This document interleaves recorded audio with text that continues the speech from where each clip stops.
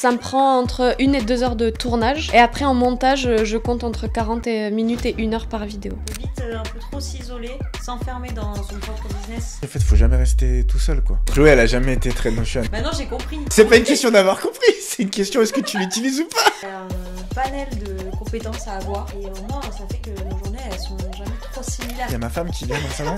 Tu fais, mais tu parles avec qui là? Je lui dis, bah, je parle avec ChatGPT. Et là, je me suis dit, non, là, ça va trop loin ici. On gagne bien nos vies, mais pourtant, j'ai pas l'impression de me tuer à la tâche.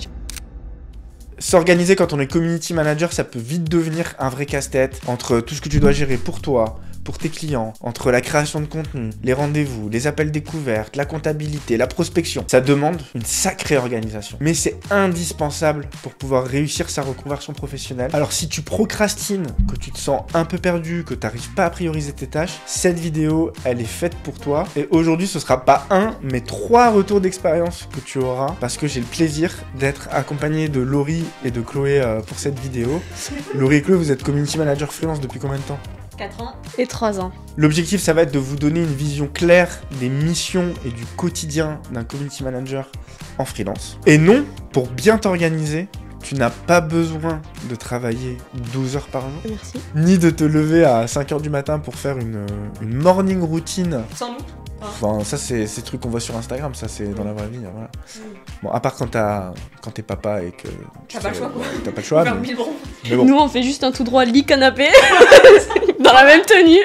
Donc les filles, ce que je vous propose, c'est que dans un premier temps, on puisse donner un petit peu un aperçu des missions et du quotidien d'un community manager. Ensuite, qu'on puisse donner des conseils pour bien s'organiser tout au long de sa journée. Puis enfin, peut-être on pourra parler des outils qui peuvent nous aider, nous, community managers, pour pouvoir mieux s'organiser. Ok, Ça vous va ? c'est parti. Laurie, pour une personne qui découvre un petit peu le métier de CM, qui se pose des questions, qui veut savoir concrètement, tu vois, ça fait quoi un community manager au quotidien ? Bah, je pense que t'as 2 grosses parties. T'as la partie où t'es chez toi et la partie où ensuite tu vas en rendez-vous client, création de contenu et tout. Quand t'es chez toi, bah, tu peux faire de la modération, de l'animation de compte, faire les plannings éditoriaux de tes clients, faire de la création de contenu, c'est-à-dire que t'as déjà fait ton tournage avec les clients et tu montes les vidéos, t'édites les photos, tout ce qui est routine d'engagement, et l'administratif et la compta. Et après, bah, t'as les rendez-vous clients où tu vas tourner le contenu, prendre les photos, créer les vidéos. Est-ce que toi, tous tes clients, tu te déplaces et tu crées du contenu ? Oui, sauf un qu'on vient de signer, donc on va voir comment ça se fait. C'est vrai que moi j'avais une mauvaise expérience sur ça, sur le fait de travailler avec une cliente dont je créais pas le contenu. Donc je sais que ça dépend des personnalités des community managers. Moi je préfère créer le contenu parce que je m'épanouis là-dedans aussi. Ouais, et toi, t'en penses quoi, Chloé ? Je suis plutôt proche de Laurie. Jusqu'ici, j'avais souvent des clients plutôt en physique et parce que pareil, bah, j'adore me déplacer pour créer du contenu. Mais j'ai aussi travaillé plus à distance et ça n'a jamais été finalement un énorme problème. Il faut juste mieux savoir cadrer et briefer soit les prestataires extérieurs qui vont venir créer le contenu à ta place ou alors ton client, quitte à le former sur certains points s'il n'est pas forcément au point.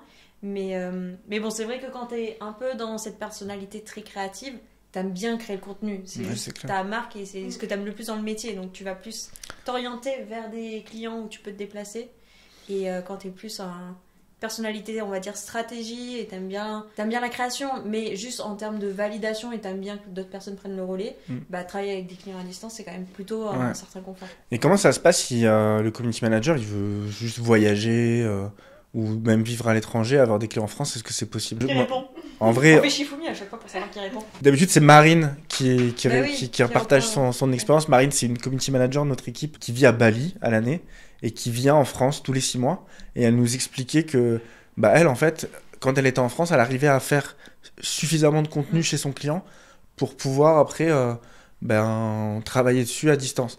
Donc elle disait que ça peut pas marcher avec tous les clients. Non, ouais. Forcément, il y a des clients qui va nécessiter une présence plus fréquente, Intense, ouais. mais en tout cas, ça peut fonctionner aussi. C'est pour ça, c'est la beauté de notre métier. En fait, comment tu construis ton business model, comment tu réfléchis les entreprises avec qui tu as vraiment envie de travailler, ça va t'offrir un champ d'opportunités et de possibilités beaucoup plus large. En fait, je pense que la plupart des gens, tu leur dis community management, ils pensent à création de contenu et modération. En gros, c'est vraiment les 2 trucs. Est-ce que pour vous, ça prend 80% du temps ou c'est quoi un petit peu la répartition, si tu veux dire, tu vois, tu dois dire combien de temps chaque truc me prend ? C'est dur, parce que entre création de contenu et animation du compte, je trouve que ça se touche, parce que c'est 2 parties qui prennent vraiment beaucoup de temps. Après, en même temps, il te reste quoi d'autre ? Il y a l'analyse. Oui, ça non, moi ça me prend 1 heure par mois peut-être. Ou la routine d'engagement, c'est aussi Enfin, c'est pas... Mais tu sais, tous les soirs à 18h, tu passes bien, enfin, ça dépend combien de clients, mais du temps à poster toutes les stories, à Oui. poster tous les posts, à t'engager un peu après derrière et tout. Ça te prend facilement 1 heure. Hein. Mais sinon, je pense que ce qui prend le plus de temps, c'est ça, c'est la création de contenu. Parce qu'il y a se déplacer, aller créer le contenu, ou alors récupérer les rushs, monter les vidéos, éditer les photos. Ce qui Ouais. prend peut-être le plus de temps, c'est le post-prod, justement. Oui, voilà, c'est ça. Vraiment, Ouais. le côté, des fois, on se dit, ah, ça va être trop bien, je vais être H24 en train de créer du contenu. Puis après, quand il faut aller dérocher, quand il faut aller faire l'étalonnage, enfin, le montage et tout ça. Ouais. Mais moi, c'est ça que j'adore dans le métier. Ah ouais, ok, bah, voilà. Moi, j'adore. C'est l'idée. Mais après, peut-être justement sur la création de contenu, on peut découper les différentes étapes parce Ouais. que il y a la partie production. Donc là, ça Même va être avant, réflexion avant la production. mais- ouais, il y a la partie rédaction des scripts, Mhm. trouver les idées, etc. Ensuite, il y a la partie production et ensuite il y a tout ce qui est traitement post-prod, montage, sous-titrage, création graphique, carrousel, cover, etc. Mais c'est ça qui est trop bien en fait. T'as un panel de compétences à avoir et au moins ça fait que nos journées elles sont jamais trop similaires finalement. Oui, il y a des tâches assez régulières, surtout en fin de journée quand faut faire tout ce qui est publication de modération. Mais le reste du temps, après, un jour tu peux te retrouver chez un client en train de filmer et de boire des coups. Ça arrive. Parce que toi, tu bossais avec les VNB, toi. Oui, Ouais, avec des cavistes, c'était plutôt pas mal sur le moment. Et le lendemain, tu peux être en train de partir découvrir un camping à l'autre bout de la Dordogne. tu vois. Ouais, c'est clair.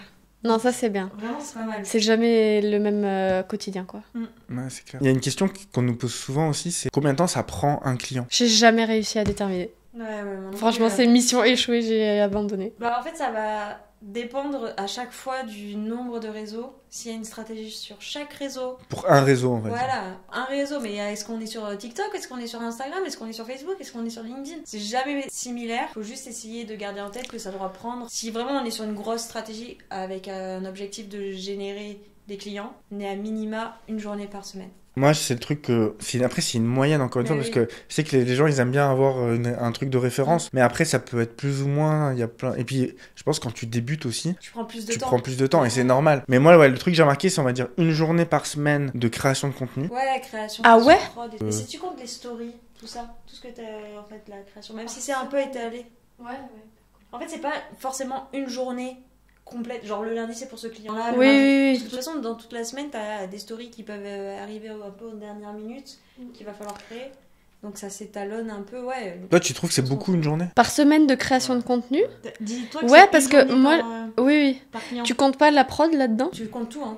C'est 1 journée par client Ah par ouais, semaine. tu comptes tout. Ça dépend. Le nombre de comptes. Tu vois, si tu postes 3 fois par semaine, Ouais. t'as 12 contenus dans le mois. Ouais.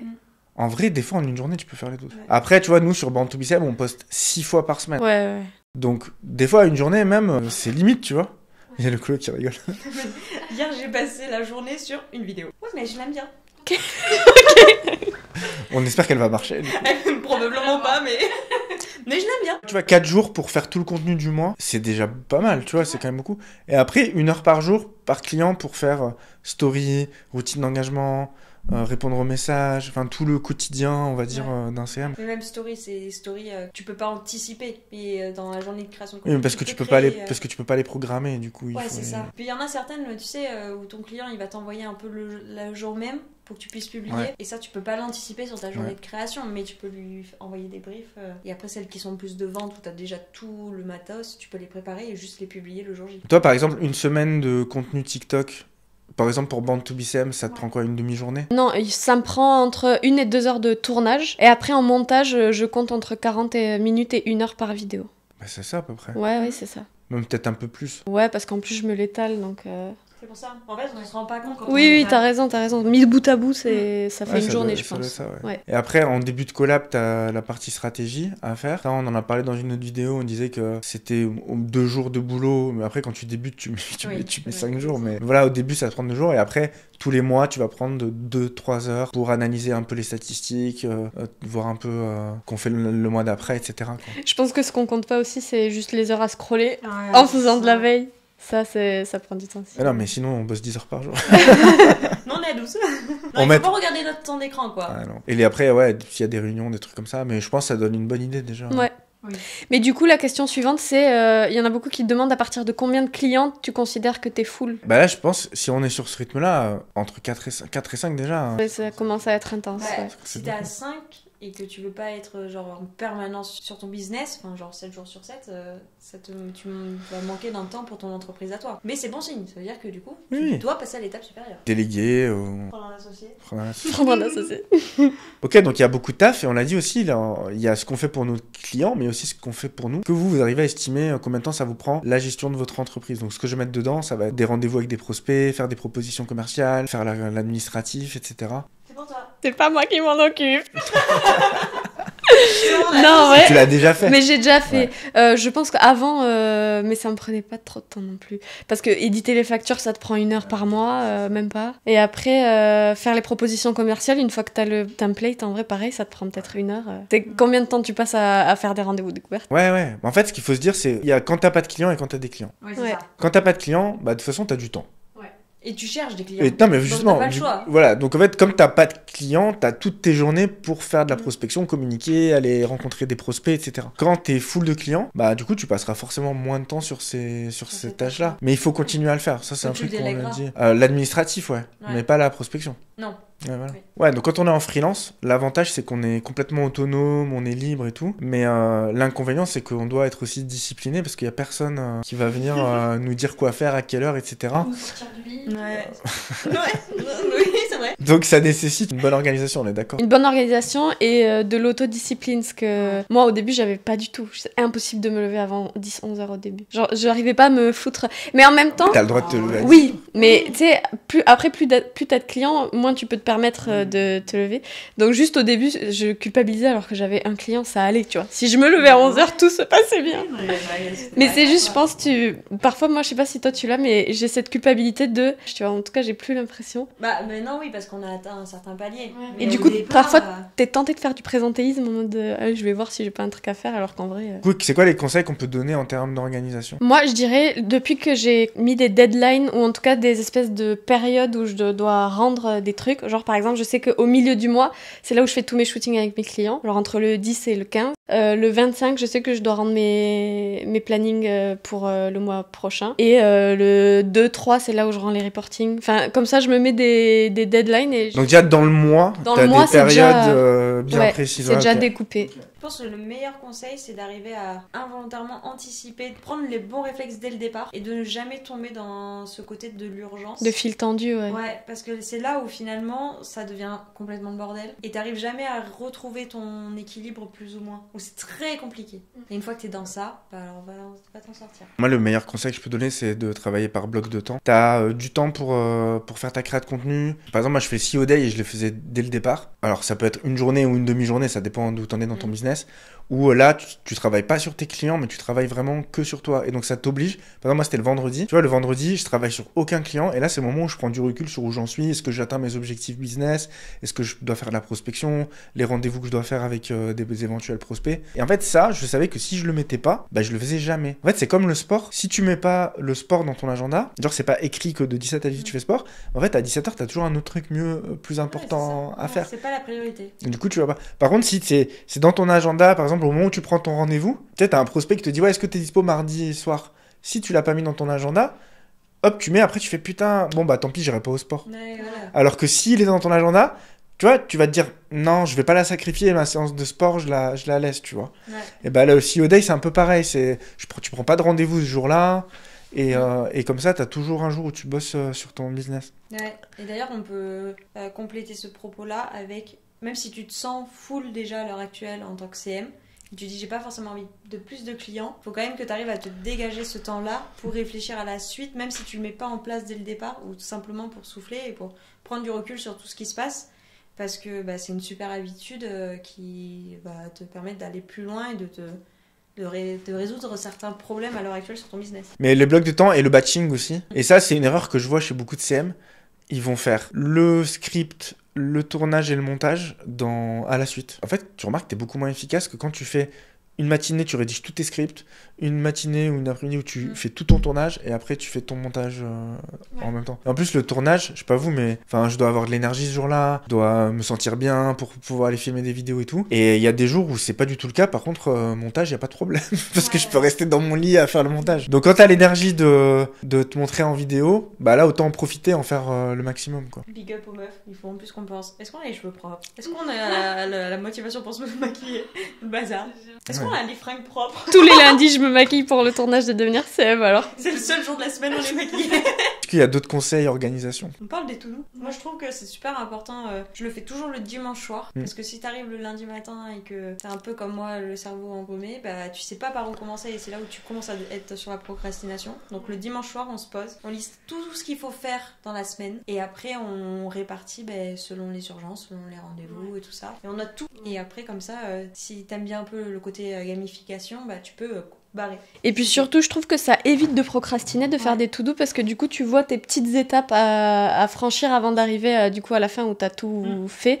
Moi, je sais que je suis du style quand j'imagine la charge de travail, je tétanise et je travaille pas, alors que de me l'écrire sur une note, une to-do list, bah du coup, ça paraît moins impressionnant, quoi. Après, moi, je fais les to-do aussi, mais j'aime bien garder de la souplesse. Enfin, tu vois, par exemple, le dimanche, tu te dis, je vais faire ça dans la semaine et plus ou moins les jours. Mais après, il y a des jours, voilà, je dis, au fait, j'avais prévu de tourner.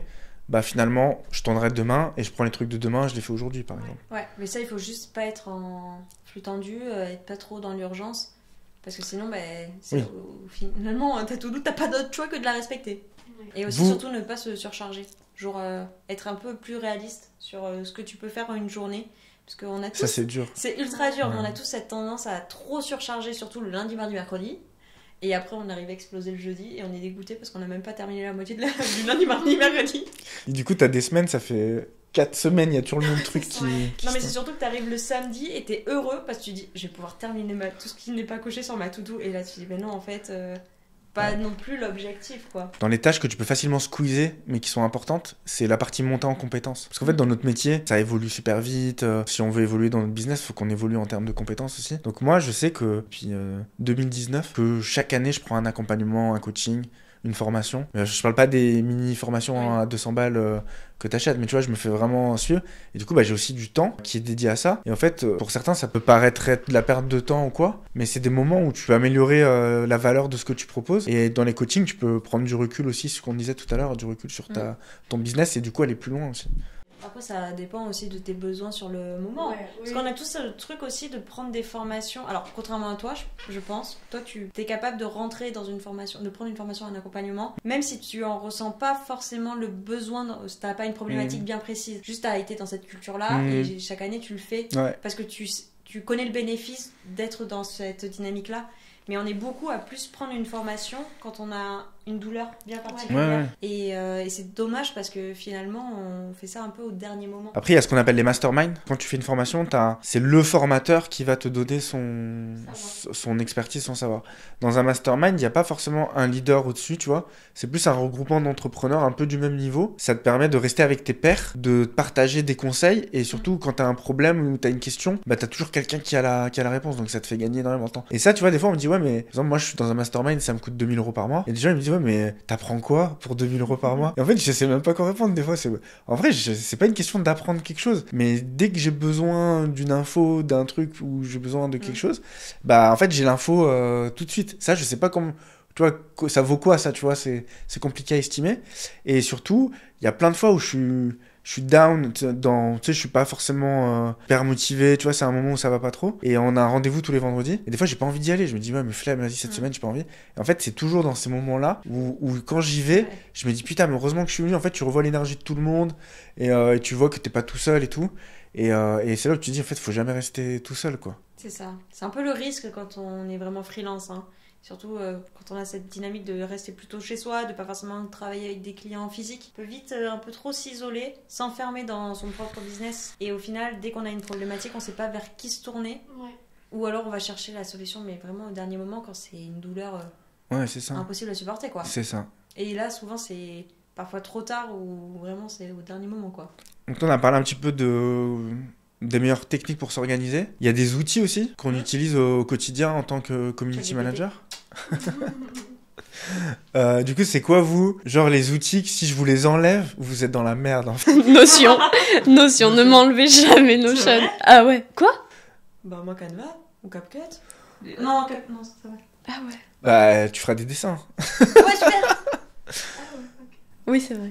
Non, mais Notion, Mais- ça va, c'est un truc où. C'est du papier. Du papier du. Non, mais Chloé, elle a jamais été très Notion, faut le savoir. Mais j'aime bien, ça va. Maintenant, j'ai compris. Mais J'ai c'est- compris. C'est pas une question d'avoir compris, c'est une question est-ce que tu l'utilises ou pas? Mais si, mais je l'utilise. Mais je l'utilise pour poser mon cerveau comme je l'utiliserais pour le poser sur une feuille de papier, sauf que c'est centralisé. Ah oui, tu toi vois. c'est ton carnet de notes Notion. Voilà, c'est ça. Ah oui, non. Moi c'est tout mon outil collaboratif avec mes clients, je peux pas. Sinon je leur envoie un PDF quoi. Bah oui, bah. Ah non, c'est vrai, c'est vrai.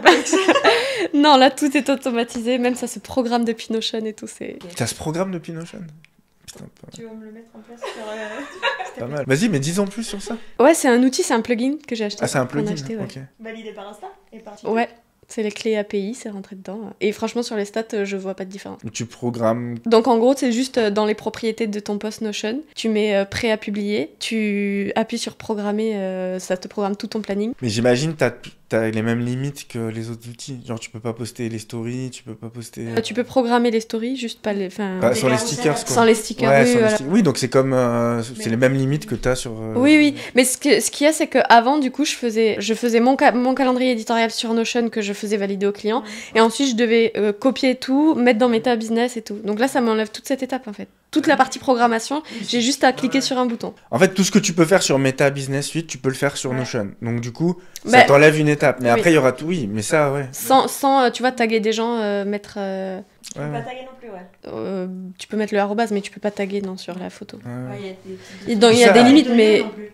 Non, du coup, on l'a ajouté après. Mais ça, c'est un vrai sujet, le fait que la programmation via les outils, et même les outils officiels, Ouais. n'est pas complète. Et qu'en fait, Mm. il y a beaucoup de choses. Dès que tu sors un peu de juste visuel description, Ouais. tu peux pas programmer, en fait. Ouais, ouais, c'est clair. Et nous, en fait, la plupart du temps, quand même, on essaie de faire ces choses en plus, quoi. Toi, Notion, ouais, donc c'est même ton outil de programmation que tu utilises sur Notion. Ok. Oui, donc logique. Ouais, là, il faut pas le perdre. Hein. Logique, ouais. Et après, à part Notion, c'est quoi ton Et step? après, CapCut. Si tu m'enlèves CapCut, Ouais, je t'as suis la là. première, tu pourrais. Je peux plus. Je peux plus. J'ai divorcé avec Adobe Premiere, je peux plus. Non, mais DaVinci Adobe Premiere, j'ai jamais utilisé DaVinci. Et Edit? Et j'ai pas encore utilisé, il faudrait Mais que... ouais. On a tous la flemme d'utiliser Edit encore. Ouais. Bah, franchement, l'éditeur d'Instagram. Après, la dernière fois, quelqu'un m'a dit non, mais c'est pas assez mieux que pour C'est les plus reels et stable, tout. je pense. Ouais, mais bon. Mais bon, on est tellement habitué à CapCut que. Pourquoi on passerait sur un truc qui. Non, après, si je démarrais de zéro là, ouais, quoi que je sais pas. Je suis pas sûre qu'il y ait autant d'options que sur CapCut. Non, c'est impossible. Tous les effets. Mais Mais ouais. déjà, tu juste la bibliothèque. D'effets, qu'il de y a, titres et ouais, tout, voilà. ouais. Les sound design, tous les trucs qu'il y a. Ouais, C'est ça. ça c'est génial. Ok. Et toi, Chloé? Je pense que ça serait ChatGPT. Je serais triste quand Ouais. même. Mais je peux faire ça. C'est de la fainéantise. Mais parce que j'ai compris comment fonctionne l'outil, donc c'est trop bien. C'est vrai que CapCut, vraiment, ça démocratise. Canva, pareil, ça démocratise. Enfin, tu peux gagner trop de temps. T'es pas obligé de te former sur des outils qui sont chers et qui sont plus lourds. Mais d'ailleurs, j'ai fait une vidéo sur les outils du CM où je détaille tous ces outils-là pour ceux qui connaissent vraiment pas et Oui. qui veulent découvrir. Et toi, t'as pas répondu du coup? Les outils. Bah du coup pour dire un peu une réponse un peu différente parce que forcément Mm. j'utilise aussi ça. Moi je dirais la suite Google. Tu vois, déjà Google Agenda. Moi tu vois tout à l'heure on parlait des blocs de temps. Bah moi je mets mes blocs de temps dans Google Agenda et je m'en sers vachement pour m'organiser. Ça fait pas longtemps que je peux utiliser Word. Je pense que votre génération vous avez jamais utilisé Word Si. en fait. Si, Ah c'est ouais celle d'après, je pense. Ah ok. Ouais. Attends, Ok. on n'est pas si jeune que ça, hein. Ok. Mais parce qu'en fait bah là il y a pas longtemps je travaillais avec quelqu'un. Il m'a envoyé un fichier Word et ça m'a fait trop bizarre. Mais tu peux Mais je peux pas le... Du coup je l'ai mis dans. En Ah fait, oui, dans Google. là je l'ai mis dans Google Doc. Pour pouvoir Je l'ai jouer. modifié et je lui ai renvoyé le lien Google Doc. Et lui, après, il m'a renvoyé la modif en Word. Ça veut dire qu'il l'a téléchargé, il l'a mis dans Word. Et je fais, non, mais c'est pas C'est possible. horrible. Quand on t'envoie un dossier Excel, là, que tu peux plus l'ouvrir. Là, Et après, ChatGPT. Ouais. Ouais. Et ChatGPT, la dernière fois, j'ai. Et Claude, on n'oublie pas Claude. Et Claude, ouais. Et Claude pour la rédaction. Et tu sais, est-ce que vous avez déjà utilisé l'option de ChatGPT où tu lui montres ce qui se passe autour de toi? Ah non. Non, j'ai pas testé ça. Ok, mais c'est une dinguerie ce truc. Non, mais j'ai un peu peur quand même. Mais non, mais la dernière fois, je revenais, bah, j'avais fait mon trail là, et j'avais cherché des positions de yoga post-trail. Et du coup, je l'avais mis sur un trépied, et il me filmait pendant que je faisais mes positions de yoga. Et du coup, je lui disais, vas-y, là, je le fais bien et tout. Et là, il me disait, non, mais attends un peu plus là. Genre il me coachait, tu vois. Ça me faisait trop flipper. Et après, je me suis allongé comme ça, je fais, vas-y, pose-moi des questions pour que je ressente de la gratitude aujourd'hui et tout. Et là, il me dit, pas de problème, vas-y, je te pose des questions, je tchatchais avec lui et tout. Et c'était une voix de nana, tu vois. Et là, il y a ma femme qui vient dans le salon, qui fait, mais tu parles avec qui là? C'est quoi depuis tout à l'heure, tu parles avec qui et tout? Je lui dis, bah, je parle avec ChatGPT, tu vois. Pas mal. Donc, voilà. Et là, je me suis dit, non, là, ça va trop loin, Yacine, faut se calmer, quoi. Et est-ce que vous traquez votre temps? Pas du tout, non. Non. Bah, moi non plus. Bah, c'est pas grave. Mais je sais pas, après, j'aimerais bien, hein, je l'ai tenté une fois. J'oublie de lancer le chrono, j'oublie de l'arrêter, donc au bout d'un moment, au bout de 4 jours, le truc il comprend pas pourquoi. Puis t'as ouvert et fermé 4 onglets en attendant, donc... C'est trop intéressant. La dernière fois, je parlais avec Nicolas, il est dans mon mastermind, et il a une formation pour devenir développeur WordPress. Et en fait, on parlait un peu des différences des métiers entre, tu vois, développeur WordPress, tu vends des sites internet, et community manager. Et en fait, tu vois, nous, un client, on va travailler sur la durée, alors qu'un site web, tu le livres et après c'est fini. Et en fait, pour les personnes qui ont ce genre de mission, eux, c'est beaucoup plus important qu'ils sachent estimer leur temps. Oui. Parce qu'en fait, sinon, ça dépend. Ils peuvent pas annoncer des délais. Ils doivent savoir un site internet combien de temps ça va lui prendre concrètement. Que nous, en fait, bah, ça va nous niquer nous dans notre organisation, mais ça va moins impacter les tarifs qu'on va proposer aux clients, etc. Ouais. Et on aimerait bien, mais le problème, c'est que traquer la créativité, c'est quand même un sacré sujet. Que t'as des jours où tu peux être ultra créatif et tu peux faire une légende en 2 minutes. Et le lendemain, t'es tellement KO que tu restes là en mode éteint devant ton ordi pendant 1 heure et t'as à la fin sorti 2 légendes à tout péter. Il y a un truc aussi, je pense, qu'on peut partager pour gagner du temps, c'est de créer des choses qui sont duplicables. Des templates, tu vois, tu parlais d'espace notion. En fait, à chaque fois que tu as des choses qui se répètent dans ton business, de pas complètement repartir de zéro à chaque fois. Et tu vois, je pense que toi, à chaque fois que tu as un nouveau client, tu dupliques en fait ton espace d'onboarding, tu le personnalises, mais tu repars pas complètement de zéro à chaque fois. Ça, pour les documents de proposition d'offres aussi, pour les documents de stratégie. Tous les documents que tu utilises dans ton business, ouais. Même pour ta création de contenu, hein, parce que quand t'es SCM et que t'es créatif, t'as toujours ce truc de te dire il faut que je fasse toujours mieux, que je propose toujours du neuf. Mais au-delà du simple template, c'est genre t'as trouvé un concept de vidéo qui fonctionne, exploite-le, accepte ça. T'as des accroches qui ont déjà fonctionné, reprends-les. Enfin, c'est juste un système à prendre et à accepter que c'est ok et c'est normal et c'est ce que tu dois faire quand t'es chef d'entreprise et community manager, de t'appuyer sur ce qui fonctionne et de trouver un système qui te fera gagner du temps aussi. Merci les filles, je pense qu'on a donné un bon aperçu aux personnes qui nous regardent. Donc là, si vous avez des questions par rapport à l'organisation d'un community manager en freelance, n'hésitez pas à nous les poser en commentaire. Et si tu as envie d'en savoir plus et d'aller plus loin pour lancer ton activité de community manager freelance et en vivre, on a une masterclass complètement gratuite. C'est une vidéo d'1 heure qui va te donner le plan d'action en 7 étapes pour remplacer ton salaire en moins de 6 mois en tant que community manager freelance. Tout ce que tu as à faire pour y accéder, c'est de cliquer sur le lien que tu trouveras en description de cette vidéo. C'était Yacine. C'était Chloé. C'était Laurie. À bientôt.